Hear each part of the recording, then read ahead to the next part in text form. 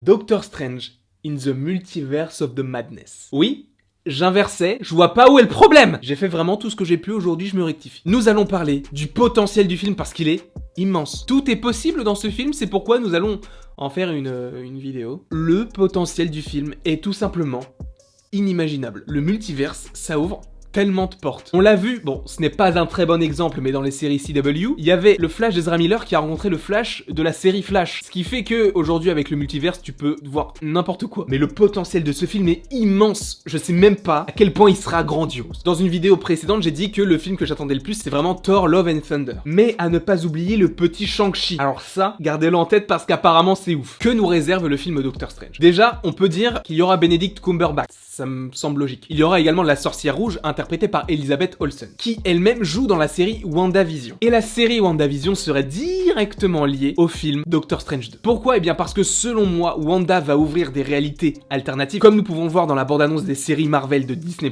On voit qu'elle crée beaucoup de choses déjà. Il y a un Vision, alors qu'il est mort. Il y aurait potentiellement Pietro, son frère, Quicksilver. Elle aurait des enfants, différentes réalités, beaucoup de choses qui font que ça mène directement à Doctor Strange. Et ce qui est, selon moi, super intéressant, ce serait de voir la connexion entre les deux personnages qui sont, selon moi, deux des personnages les plus puissants de l'univers Marvel, si ce n'est, du coup, Scarlet Witch, le personnage le plus puissant. Doctor Strange, lui, on connaît sa puissance, mais je pense qu'il y a encore des choses qu'il n'a pas exploitées et qui va faire que Doctor Strange va devenir un mec ultra stylé. Du coup, le champ des possibles est immense avec le multiverse. Dans une vidéo précédente, j'avais parlé de Tom Holland. Je pense que Tom Holland, lui, pourrait apparaître dans ce film, puisque dans son contrat, il y a un +1 dans lequel il doit apparaître, qui serait donc un film de la phase 4. Et sachant que Spider-Man est un New-Yorkais et que le Sanctum Sanctorum est à New York, en plus, si on ajoute à ça Sam Raimi qui pourrait réaliser Doctor Strange, Sam Raimi qui a réalisé Spider-Man 1, 2 et 3. D'ailleurs, il y a pas longtemps, j'ai regardé Spider-Man 2 de Sam Raimi, et dans Spider-Man 2, j'avais oublié qu'il mentionnait Doctor Strange. Et j'ai trouvé ça hyper drôle. Drôle dans le sens où Sam Raimi fait une référence à Doctor Strange, sachant qu'aujourd'hui il est pressenti pour réaliser le film Doctor Strange 2. Ça, honnêtement, ça m'a fait sourire parce que je me suis dit, mais c'est fou. Mais donc, Sam Raimi, adepte de l'homme araignée, qu'est-ce que ça peut nous réserver comme histoire? Tom Holland pourrait arriver dans le film, je ne sais pas par quel moyen, de toute façon, c'est possible que Doctor Strange potentiellement le cache de tout ce qu'il se passe autour de lui, puisqu'il est vu comme un meurtrier. Et en plus, le multiverse, ça pourrait nous ouvrir des portes sur un multiverse que l'on connaît très très bien. Un univers par exemple avec Tobey Maguire, un univers par exemple avec Andrew Garfield.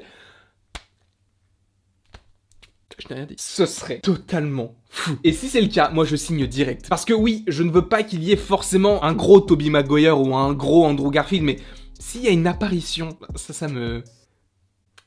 serait grandiose, tu vois. J'en attends beaucoup de ce film par rapport à tout ça. En tout cas, par rapport à potentiellement Spider-Man s'il est dans le film. Par rapport à Doctor Strange et Wanda, qu'est-ce que ça peut donner? Déjà, je pense qu'il y aura des scènes de combat tellement folles, parce que quand Doctor Strange il se bat, c'est forcément culte. On se souvient de Dormammu, on se souvient de Thanos. Alors, si il y a Doctor Strange et Wanda face à un ennemi commun, ça va être fou. Et rien ne pourra les arrêter, même si je pense que Wanda pourrait être, entre guillemets, le méchant du film. Enfin, le méchant. Une force antagoniste, plutôt. Pourquoi est-ce que je dis ça? Eh bien parce que si Doctor Strange, lui, intervient du coup dans tout ce multiverse créé potentiellement par Wanda, ça veut dire que Wanda ne maîtrise pas ses pouvoirs et du coup qu'elle serait potentiellement destructrice pour la plupart des gens. Et ça me fait penser à un personnage comme le Phénix de Jean Grey. Donc à voir comment Wanda se contrôle par rapport à son pouvoir qui semble un petit peu la dépasser. On peut le voir dans la bande-annonce de WandaVision et on peut également le voir avec l'apparition d'un multiverse causé du coup par Wanda. Et Wanda, selon moi, c'est un personnage incroyable qui mérite des trucs de ouf sur elle, tu vois. Bon là, elle va avoir sa série, mais tu sens que c'est le personnage le plus puissant. Après, là, on va passer sur du n'importe quoi. Parce que j'ai parlé de Spider-Man, des différents Spider-Man grâce au multiverse, mais du coup, le multiverse peut ouvrir sur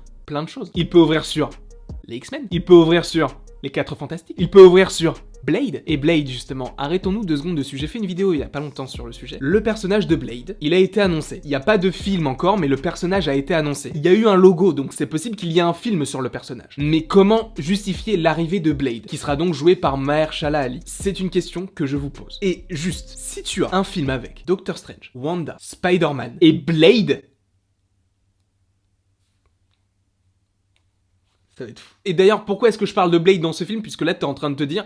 Mais ça n'a aucun rapport. Blade, selon moi, pourrait venir d'une autre réalité où il y a des vampires. Parce que Blade, c'est un chasseur de vampires. Et je ne vais pas forcément te refaire le laïus que j'ai fait durant la vidéo qui s'affiche juste ici. D'ailleurs, attendez, hop, peut-être qu'elle s'affiche juste ici plutôt. Mais je parlais de vampires qui sont dans le Marvel Cinematic Universe. Du coup, de Blade, qui est donc un chasseur de vampires. Calmons-nous, je vous laisse en juger par vous-même. Donc ça peut ouvrir sur tellement de possibilités. le potentiel de ce film est immense. Et ce qui serait bien avec la potentielle apparition de Spider-Man, c'est que si Spider-Man il y a, ça va resserrer les liens entre Spider-Man et Doctor Strange, sachant que Spider-Man, lui, n'a plus vraiment de mentor, et du coup, un lien serait créé également entre Spider-Man et Wanda, parce qu'il n'y a pas vraiment eu une interaction, ils se sont battus à l'aéroport de Leipzig, mais ça s'arrêtait là. En tout cas, je ne sais pas ce que vous en pensez, n'hésitez pas à me le mettre en commentaire, n'hésitez pas non plus à aimer, à partager, à commenter, et à vous abonner, ça me ferait évidemment très plaisir. J'avais oublié de prendre ma respiration, et il ne me reste plus qu'à vous dire à la prochaine, pour la prochaine.